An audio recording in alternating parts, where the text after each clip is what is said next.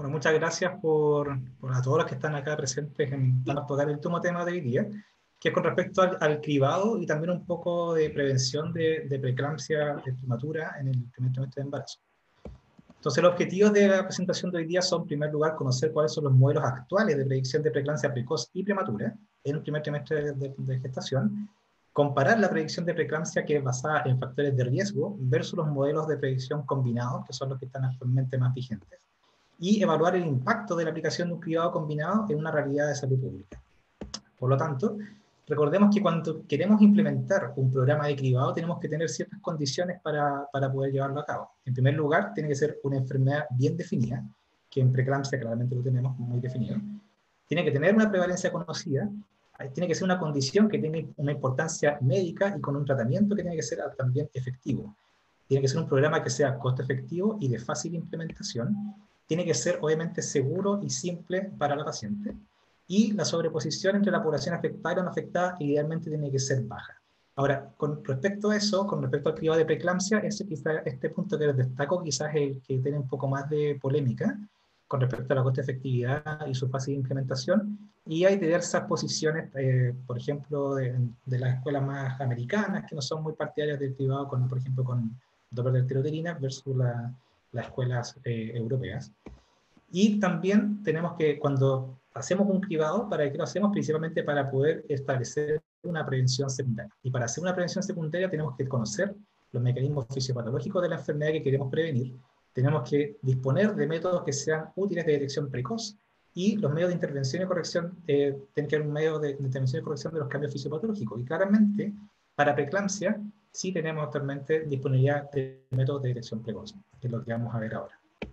Entonces, cuando hacemos la ecografía de cribado del primer trimestre, recordemos que esto es lo que siempre hacemos cuando hacemos esta ecografía. En primer lugar, definir la vitalidad fetal. Tenemos que saber si el feto está vivo o no.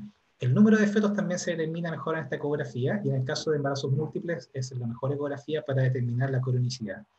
Y en esta también es la ecografía ideal para hacer la predicción de preeclampsia precoz y prematura. Y también, obviamente, determinar el riesgo de neoplasias. Entonces, nos vamos a enfocar ahora en este punto.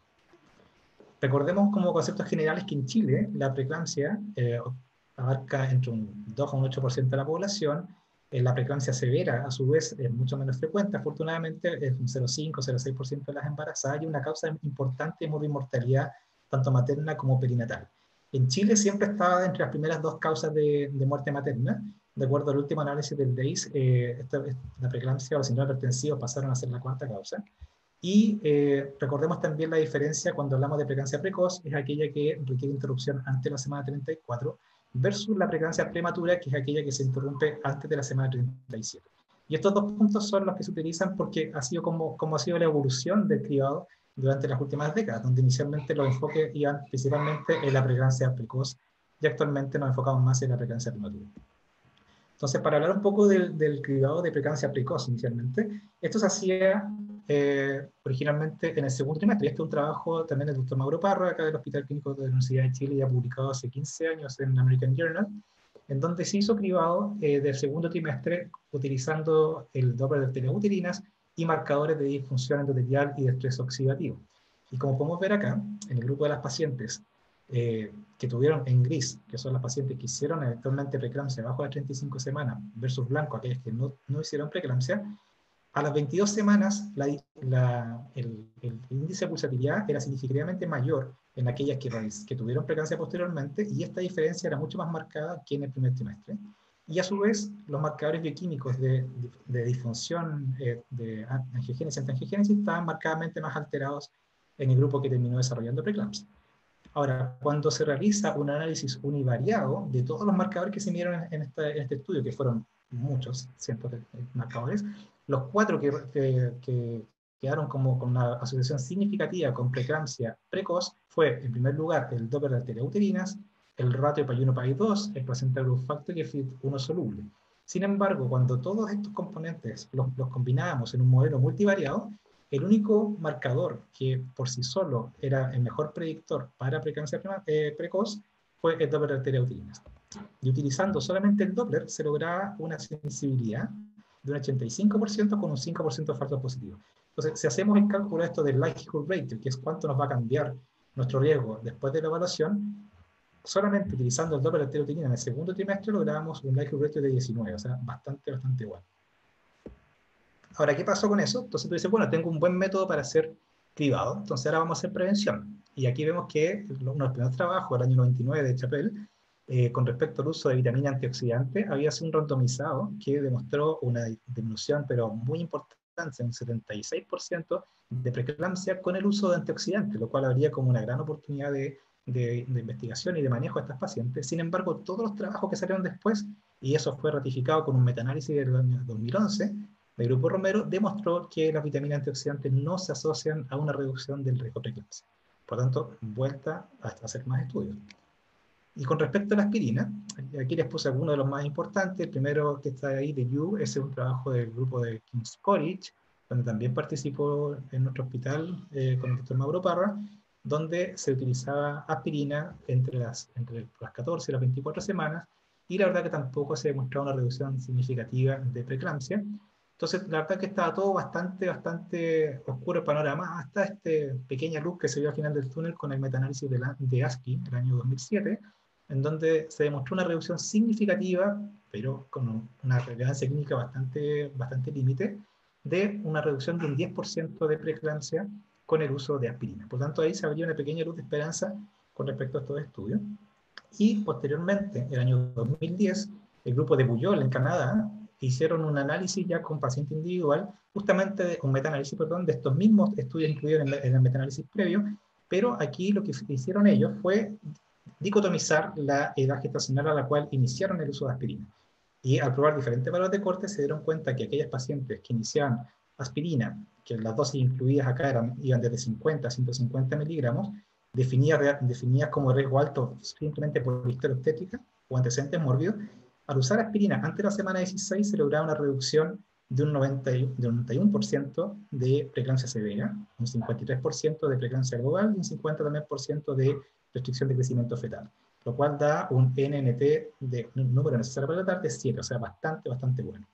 Ahora, aquí uno puede ver en este metaanálisis que el gran problema era que era muy amplio el rango del uso de aspirina. Y posteriormente, hace poco, salió este otro metaanálisis también del grupo de Puyol, junto con el profesor Nicolaides, en donde evaluaron con estos gráficos que se llaman gráficos de burbuja, el bubble plot, evaluaron cuál era el impacto de la dosis de aspirina.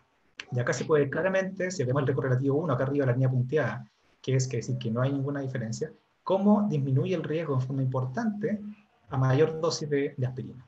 Y si eso lo vemos después en esta tabla, podemos ver que ya con dosis de 100 a 150 miligramos es donde se logra una reducción significativa de preeclampsia severa y de restricción de crecimiento fetal, no así las dosis más bajas. Por lo tanto, si vamos a usar dosis de aspirina, tiene que ser al menos de 100 miligramos.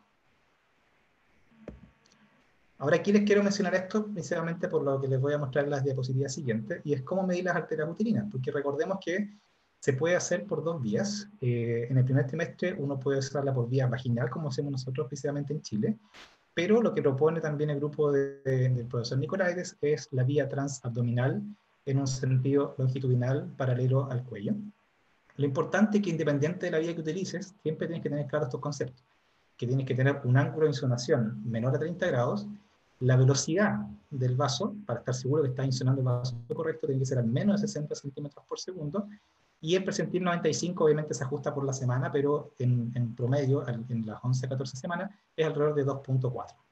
Ahora, a las 22 semanas, que es la ecografía 20-24 semanas, la vía transabdominal no se hace de la misma manera, sino que se utiliza el cruce con la arteria ilíaca, y acá las velocidades tienen que ser mayores para estar seguro que están midiendo el vaso correcto sobre 100, y el percentil 95 más bajo, ya que estas arterias se van remodelando a medida que avanza la gestación, siendo el percentil 95 promedio entre las 20 y 24 semanas alrededor de 1.4. Entonces, estas son las vías como medir las arterias. Lo que hacemos en Chile es por vía vaginal, lo que está proponiendo la Fundación de Medicina Fetal es por vía transabdominal. Y acá les muestro un resumen de 3 modelos con respecto a preeclampsia precoz. Y este primer modelo, que está más a la izquierda de su pantalla, es un modelo Nicolaides con un Leona Pun, donde podemos ver que con 8.000 pacientes, utilizando el Doppler de arterias uterinas por vía abdominal, presión arterial media, historia materna y bioquímica placenta growth factor, lograban una sensibilidad del modelo de un 93% con 5% de falsos positivos. O sea, excelente, muy buen modelo, likelihood ratio de 18, o sea, bastante bueno. El del medio es el modelo del grupo de Barcelona, del Hospital Clínic, y podemos ver que ellos utilizando bioquímica, pero aquí no presenta los factores, sino que el PAPI, que se utiliza actualmente para el cribado de síndrome de Down, presión arterial, uterinas e historia materna, lograron sensibilidad un poquito más reales, un 81% con un 10% de falsos positivos, lo cual igual sigue siendo un modelo bastante bueno. Y esta fue una publicación que hicimos nosotros ya hace unos años, que utilizando el Doppler por vía vaginal, la historia y el placenta growth factor, ojo acá que no teníamos la presión arterial incluida en ese modelo, la sensibilidad fue bastante más baja, un 47% para preeclampsia precoz con un 10% de falsos positivos. Y esto es importante que se acuerden de eso, de que no utilizamos la presión para lo que vamos a ver más adelante. Entonces, dentro de todos estos modelos que se fueron desarrollando durante los últimos años, este actualmente que está más vigente. De hecho, el modelo que se utilizó en el estudio ASPRE, que es el modelo de O'Gorman, del grupo Nicolaides, en donde ellos utilizaron un concepto diferente, pasaron de hablar de determinar un modelo con regresión logística simple a hacer una cosa que se llama Competing Risk Model, que esto es un tipo de análisis de sobrevida en el cual asumen de que el embarazo, si fuera eterno, todas las mujeres en algún momento de su vida desde embarazo desarrollarían preeclampsia, que es alrededor de las 52 semanas. Y entonces la paciente compite por dos eventos, o tener el parto antes que la preeclampsia, o tener la preeclampsia antes que el parto. ¿Ya? Y en base a ese modelo, si tú tienes más factores de riesgo, probablemente vas a tener la preeclampsia antes del parto, y si tienes muy pocos factores de riesgo, vas a tener el parto antes que la preeclampsia. Y con ese modelo, ellos utilizaron como casi 336.000 pacientes con ecografía de primer trimestre, y lo que querían determinar era el riesgo de preeclampsia global y preeclampsia prematura. Acá cambiaron el concepto de precoz a prematura, bajo 37 semanas, que para ellos era un 0,8% de la población. Entonces acá lo que hicieron fue combinar historia materna, el Doppler arterial-uterinas, la presión arterial media y bioquímica, que es el placenta growth factor y el PAPI. Entonces, como pueden ver en las imágenes de arriba, en primer lugar está la arterial-uterina expresada como múltiplo de la mediana, ¿ya? Y podemos ver que a mayor MOM de arterias uterinas en el primer trimestre es menor la edad gestacional al parto. Y lo mismo, pero con menor impacto, es con la presión arterial media. O sea, mientras más alta es tu presión arterial media al primer trimestre, más baja es tu edad gestacional al parto. Y a la inversa lo ocurre con la bioquímica. O sea, acá el placenta growth factor, obviamente, como es un factor angiogénico, mientras más alto el nivel de placenta growth factor, mayor es la edad gestacional al parto, y lo mismo con el papel. ¿Para qué lograron con este modelo? Vieron que al combinar todo, bioquímica, placenta growth factor, la presión arterial media, la uterina y la historia materna, lograban sensibilidad de un 75% con un 10% de falsos positivos. Ahora, si se fijan en la segunda columna, la segunda fila, perdón, vemos qué pasa si tú a este modelo le quitas el placenta growth factor. O sea, solamente te quedas con historia, uterinas y presión arterial. Y ahí vemos que baja, pero baja a 70%. O sea, la verdad, el impacto o cuánto sube, cuánto mejora el modelo, la bioquímica, tiene un impacto menor que si, por ejemplo, quitamos la presión arterial media. Y estos son datos nuestros que publicamos ya el año pasado, pero en este utilizamos alrededor de 2.000 pacientes con ecografía de primer trimestre para definir también nuestro modelo para preeclampsia bajo las 37 semanas. Y acá sí se pueden ver la diferencia, que acá nosotros ya estábamos midiendo la presión arterial como parte del cribado habitual, y no medimos bioquímica en este caso, entonces era solamente presión arterial, el Doppler por vía vaginal y la historia materna. Que lo que vemos acá, nuestros resultados fueron bastante similares a lo que obtuvo el estudio del profesor Nicolaides, que obviamente aquellas pacientes que tuvieron preeclampsia prematura tenían a la 11-14 una presión arterial y un Doppler de arterias uterinas significativamente mayor que aquellas pacientes que no desarrollaron la enfermedad, y sin una diferencia significativa entre aquellas que hicieron preeclampsia de término con el grupo control. Lo mismo, estos también son otros datos, muy parecido a lo que dio el grupo de O'Gorman, que a mayor múltiplo de la mediana de la uterina y de la presión arterial, era menor la edad gestacional al parto. ¿Y qué logramos mostrar con nuestro modelo? Que combinando bioquímica, uterinas con historia materna y con la presión arterial media, logramos sensibilidad de un 72% con 10% de falsos positivos. Está bastante similar al estudio de la fundación. Pero eso sí, para nosotros el punto de corte para obtener estos valores era con un riesgo de 1 en 50, a diferencia del estudio de Nicolaides, que era con un riesgo de 1 en 100. Ahora, todo esto, bueno, ¿para qué sirve? justamente si vamos a hacer, si demostramos que a las 22 semanas el Doppler de uterinas era significativamente mayor, solamente haciendo Doppler, estamos al 84%, y acá con todo esto de combinar historia, presión arterial, ecografía, llegamos solamente a un 70, 75%, bueno, pero es por esto, es porque al hacer un cribado precoz nos permite implementar una estrategia de prevención. Y este fue el trabajo del profesor Nicolaides también, publicado en New England hace ya unos 3 años atrás, que es el estudio ASPRE, que ya supongo que todos conocen, y este estudio lo que utilizó fue dosis de 150 miligramos, y esta dosis lo eligió utilizar en la noche. Utilizó esta dosis principalmente porque hay estudios que demostraban que con dosis más bajas hay una mayor resistencia al efecto de la aspirina, y por tanto con dosis de 150 miligramos la resistencia era alrededor de un 5%. Utilizándolo en la noche, porque también habían estudios randomizados previos que habían randomizado a pacientes a horario mañana, tarde y noche, y aquellas que usaron aspirina en la noche, donde es la que tenían menos preeclampsia, por eso se determinó usar en la noche, con obviamente entre las 12 y las 36 semanas, y la población fue elegida de riesgo con un riesgo mayor de una anciana en base al modelo de O'Gorman que les mostré anteriormente. Y este fue el resumen del estudio. Randomizaron a alrededor de 1.800 pacientes, y los resultados fueron los siguientes. Podemos ver que el uso de aspirina basado en este modelo de combinado de un grupo de Nicolaides logra una reducción de un 89% de aquellas preeclampsias que ocurren antes de la semana 32, un 82% de las preeclampsias que se interrumpen antes de las 34 semanas. Sin embargo, el único grupo que fue significativo, y que de hecho fue por el grupo de estudio que fue por el cual se diseñó el tamaño muestral, era la preeclampsia prematura de bajo 37 semanas, que demostró una reducción de un 62%. O sea, súper, súper bueno y muy acorde con lo demostrado por el metaanálisis de Bouillon.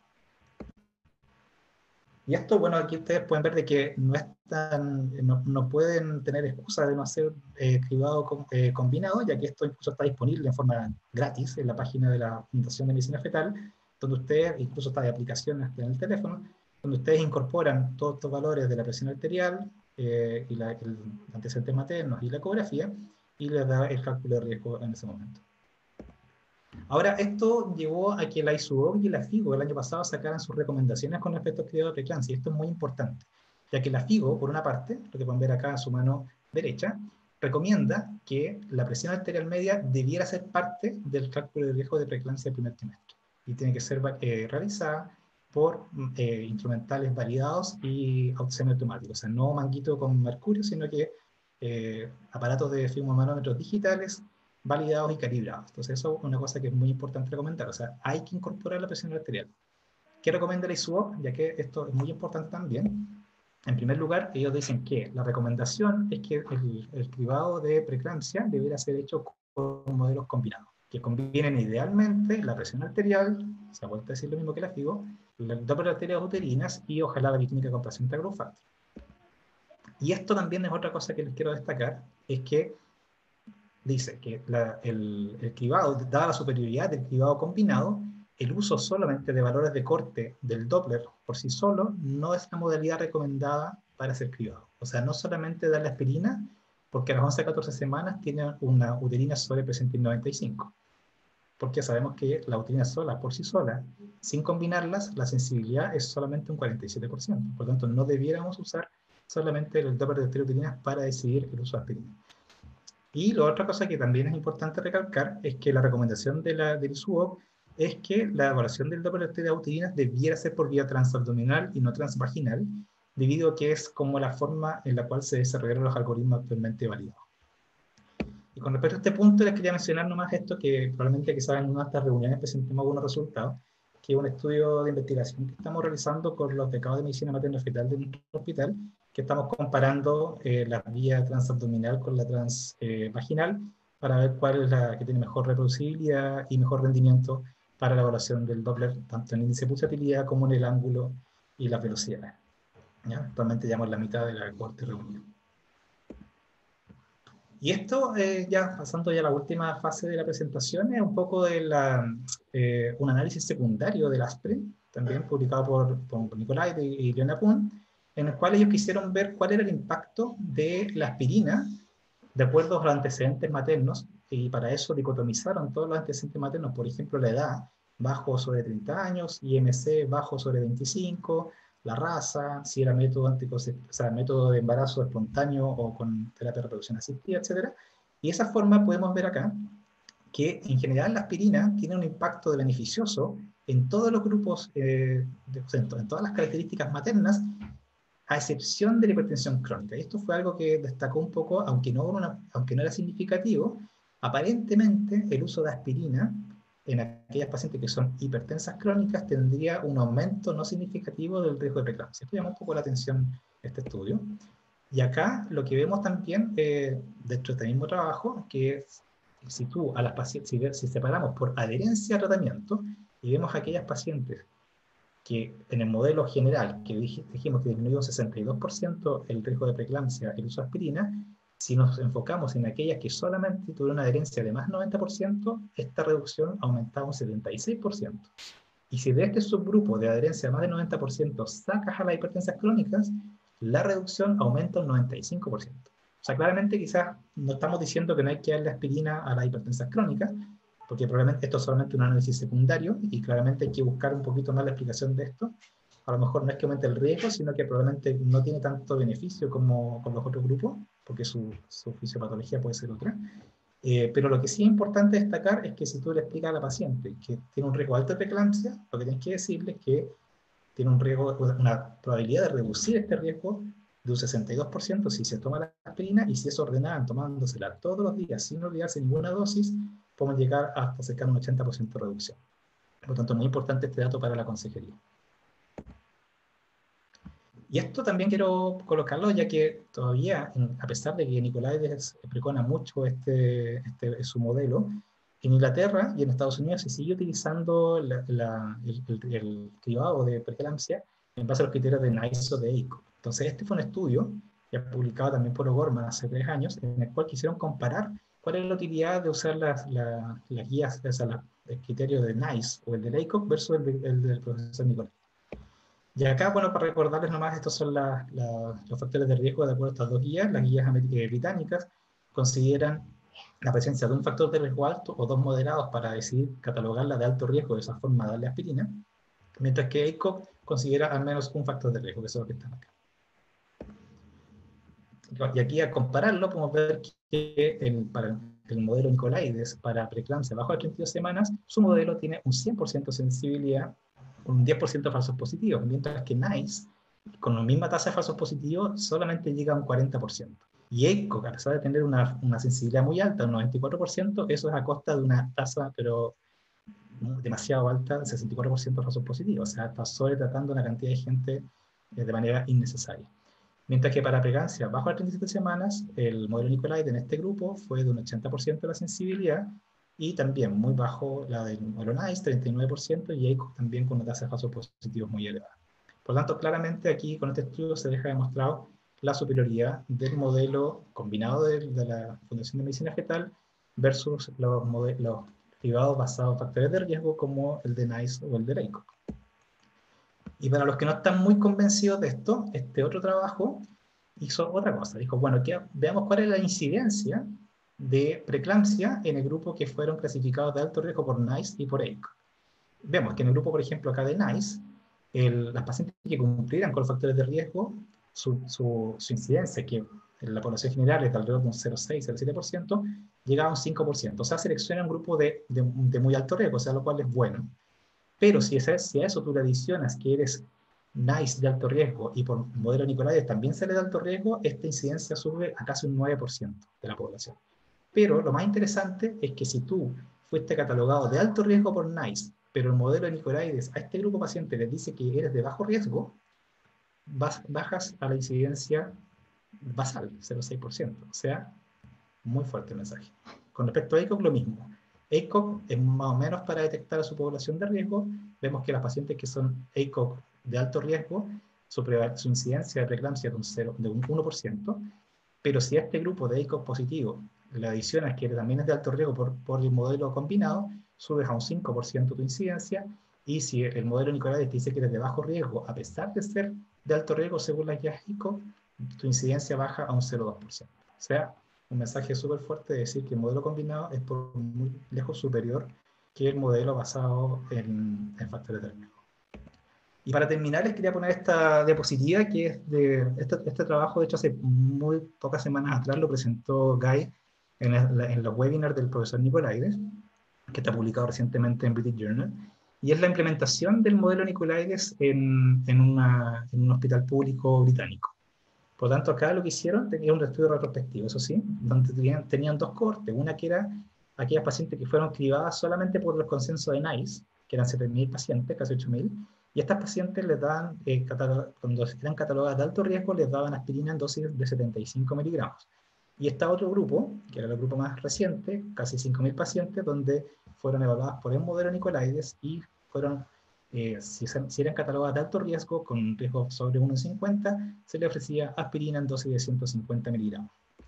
¿Y qué es lo que se observó acá? Se vio que primero el modelo de Nicolaides redujo a la mitad el screen positive rate, o sea, se detectaron menos cantidad de gente de la población general, se le dijo que tiene un riesgo alto, eso se bajó a la mitad, pero se identificó adecuadamente el 99% de las pacientes de alto riesgo, o sea, eso fue claramente un mensaje muy potente, y eso se puede ver en esta figura.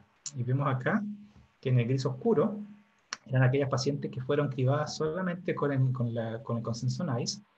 En blanco son las que un solapamiento entre aquellas que están con NICE y con el Fetal Medicine Foundation, y en gris claro, aquellas que están solamente cribadas por el grupo, o sea, por el modelo combinado de Nicolaides. ¿Y qué vemos acá? Que la incidencia de preeclampsia prematura, a pesar de ser cribadas por este modelo de NICE, la incidencia no bajó con el uso, o sea, estas pacientes que eran de alto riesgo que le diste aspirina. Vimos que a pesar de eso, este grupo no demostró un beneficio porque se mantenía siempre entre un 0,8 y un 1% de preeclampsia bajo las 37 semanas. Mientras que en el momento que se empieza a incorporar el uso del modelo Nicolaides, y por lo tanto identificando aquellas pacientes que son realmente de alto riesgo y que se benefician de la aspirina, y que utilizaron dosis de 150 miligramos, vimos cómo empieza a caer la incidencia de preeclampsia bajo las 37 semanas. O sea, claramente aquí esto está demostrando que esto es aplicable en un setting de hospital público y que tiene un beneficio claramente usando el modelo combinado y las dosis más altas que recomiendan actualmente las nuevas guías. Para terminar, recordemos que la preeclampsia precoz y prematura debe ser realizada siempre en el primer trimestre de embarazo. El uso de aspirina no debe basarse en el cribado de proteínas por sí solas, sino que debe ser usada en modelos combinados.